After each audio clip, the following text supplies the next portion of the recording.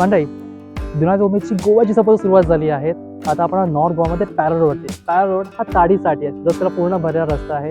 हा selfie point म्हणा आणि पिक्चरसाठी म्हणा भरपूर फेमस आहे. तुम्ही पण मोस्टली पिक्चरमध्ये बघितला असणार आहे. सो नॉर्थ गोवामध्ये आल्यानंतर नक्की ते भेट द्या मित्रांनो, मजा येईल. स्टे ट्यून राहा, गोवाच्या पिक्चर व्हिडिओ तुम्हाला पाहायचे आहे.